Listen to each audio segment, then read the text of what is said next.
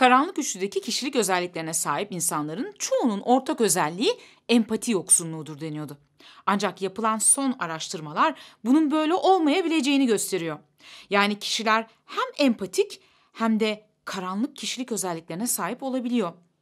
Bu arada karanlık kişilik mi o da ne yahu diyorsanız şuradaki videoma göz atarak bilgi alabilirsiniz. Bu videoda en karanlık kişilik tipi olarak adlandırılan karanlık empatlardan ve onların özelliklerinden bahsedeceğiz. Böylelikle çevrenizdeki potansiyel karanlık empatlara karşı daha hazırlıklı olabilirsiniz. Bazı kişiler empatiyi kötü amaçlarına ulaşabilmek için birer araç olarak kullanabiliyorlar. Yani her empatik insan iyi insandır diyemeyiz. Peki ama bu nasıl oluyor? Empatinin bilişsel ve duygusal empati olmak üzere iki çeşidi var. Bilişsel empati olayları başka birinin bakış açısından görebilme yeteneğiyken duygusal empati diğerlerinin duygularıyla heyecanlanabilme kapasitenizdir. Bilişsel empati biraz daha robotik bir empati gibidir. Diğer insanların beden dilinden, sözlerinden, onların ihtiyaçlarını, onların duygularını, neler hissettiğini anlayabilirsiniz, okuyabilirsiniz. Ancak bundan etkilenmezsiniz duygusal olarak. Duygusal empatide ise sadece bunu okumakla kalmaz, aynı zamanda kısmen de olsa aynı duyguları hissedebilirsiniz, duygudaşlık yapabilirsiniz. İşte bazı karanlık kişilik özelliklerinde bilişsel empati daha fazlayken duygusal empati daha azdır ya da hiç yoktur. Henüz çok yeni 2020 yılında Nottingham Trent Üniversitesi'ndeki araştırmacılar 991 katılımcıyla bir araştırma gerçekleştirdiler. Ve grubun yaklaşık %20'sini oluşturan karanlık empatları tanımladılar. Psikolojinin karanlık üçlüsü başlıklı videomuzda bahsettiğimiz kişilik özelliklerini alın ve üzerine bir doz bilişsel empatiyi ekleyin. Bu durumda ortaya belki de en tehlikeli kişilik tipi olabileceğinden bahsedilen karanlık empatikler çıkıyor. En tehlikeli diyorlar çünkü sizin duygularınızı anlayabiliyorlar, paylaşıyor gibi görünüyorlar. Dolayısıyla siz de size yaklaşmalarına izin veriyorsunuz ve çoğu zaman altta yatan kötü niyetlerden haberdar olmuyorsunuz. Gerçekten de 2020 yılında yapılan çalışma karanlık empatların diğer karanlık kişilik tiplerine göre daha sıcak, daha dışa dönük ve daha hoş olarak algılanan tipler olduklarını gösteriyor. Karanlık empatikler duygularınızı, düşüncelerinizi, neye ihtiyacınız olduğunu, hangi durumlarda hangi duygu durumları içerisine girdiğinizi çok iyi biçimde anlarlar. Ancak burada amaç sizinle aynı duyguyu paylaşmak ya da size yardım etmek değildir. Amaç çoğu zaman sizi manipüle etmektir. Yani aslında empatiyi bir silah ya da bir araç olarak kullanırlar. Mesela sizi çok iyi tanıdığı için sizi neyin sevindirdiğini, sizi neyin üzdüğünü, neyin sinirlendirdiğini çok iyi bir biçimde bilir ve istediği şekilde düşünmeniz ya da istediği şekilde davranmanız için bu durumu kullanabilir. Mesela biliyordur ki senin için saygı önemli bir değer. Sen saygısızlığa asla gelemiyorsun. Ortamda istemediği bir kişiyi devreden çıkartmak için onun saygısızca davrandığı bir durumdan bahsedebilir. Ya da o kişiyi saygısız davranmak durumunda bırakacak bir senaryo hazırlayabilir. Aslında Türk dizilerinden böyle tiplere çok aşinayız. Çoğu dizide böyle karanlık ve sinsi empatlar var. Peki karanlık bir empatı nasıl tanıyabiliriz?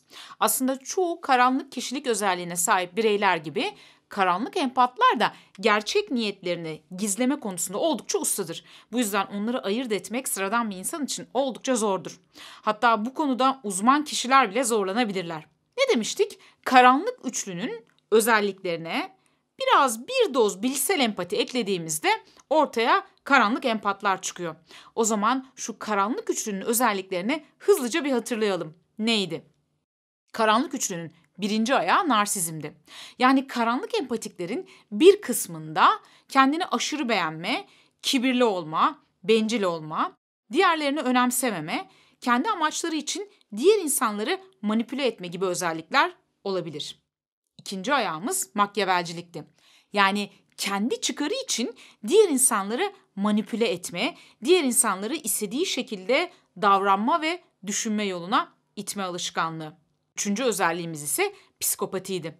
Psikopatinin çok sayıda özelliği var. Şuradan daha detaylı bir şekilde psikopat kişilerin özelliklerine ulaşabilirsiniz. Ancak hızlıca bir tekrarlamak gerekirse diğerlerinin acılarına karşı duyarsızlık, kronik şekilde yalan söyleme, diğerlerini manipüle etme, dürtülerini engelleyememe, istediği şekilde davranma gibi pek çok sayıda özelliğe sahip psikopat kişiler.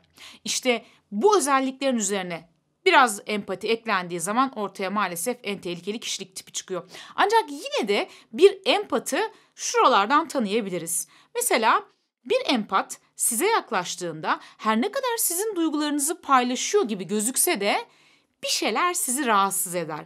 Hani o tanımlayamadığınız ama içinizi rahatsız eden bir his vardır. Yani bir yerlerde o samimiyetsizliği, sahteliği bir şekilde anlarsın. Tanımlayamasan da hissedersin.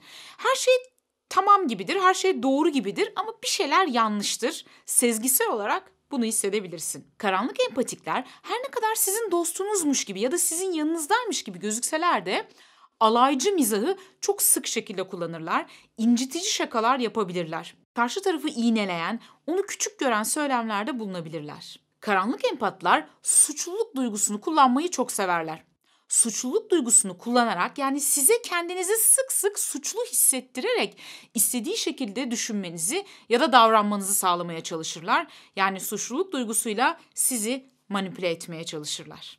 Çoğu zaman duymaktan hoşlanacağınız sözleri söyleyip gerçekten size davranılmasını istediğiniz şekilde davrandıkları için ilk etapta size çok hoş ve çekici gelebilirler. O yüzden karanlık empatiklere karşı aman dikkatli olmaya çalışın. Bu videoda çok yeni tanımlanmış, henüz 2020 yılında tanımlanmış ve dünyanın en tehlikeli kişilik tipi olabileceğinden bahsedilen karanlık empatlardan bahsettik size.